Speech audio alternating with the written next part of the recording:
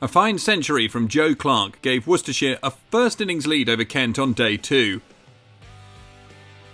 Worcestershire began day 2 on 95 for 3, 165 runs behind Kent's first innings total with 7 wickets in hand. Clarke and Rhodes were the not-out batsmen, and the pair set about the task of chipping away at Kent's first innings lead.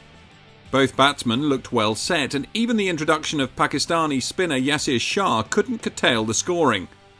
Clarke and Rhodes had added 84 in the morning session, with Clarke passing 50, but Kent found a breakthrough when Rhodes edged Coles to Gidman in the slips for 45. Cox was the new man in, and alongside Clarke saw Worcestershire comfortably through to lunch on 200 for 4, the first innings lead, down to just 60 at the break. Kent were in need of a breakthrough after the interval, and Yasir Shah obliged, trapping Cox in front for 19.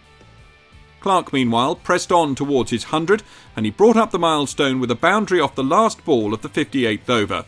It was the 21-year-old's first 100 of the season, and a timely one too. Whiteley was Clarke's new partner, but he struggled to a 16-ball duck, Yasir with his second victim.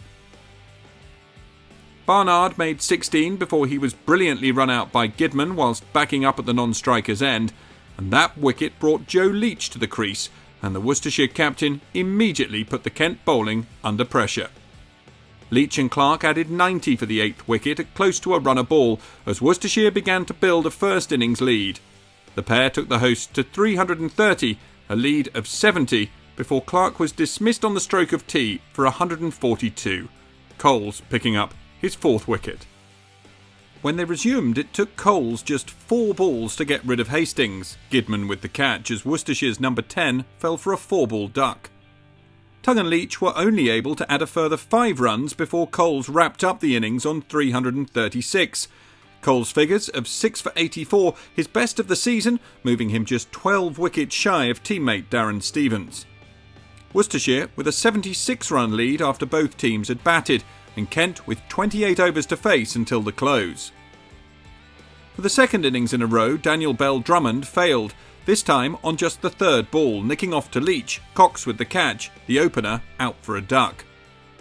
Dixon and Denley led a counter-charge thereafter, with both hitting some glorious boundaries. Denley was an especially good nick, striking 7 boundaries in a 30-ball 30, but with the score on 44, Tongue ended the partnership, having Dixon caught behind by Cox for 12. Sam Northeast came in and was immediately on the front foot as well. However, in Tongue's next over, he was cleaned up for 14. At 64 for 3, Kent was still 12 runs shy of Worcestershire's first innings lead. However, there were no signs of Denley letting up.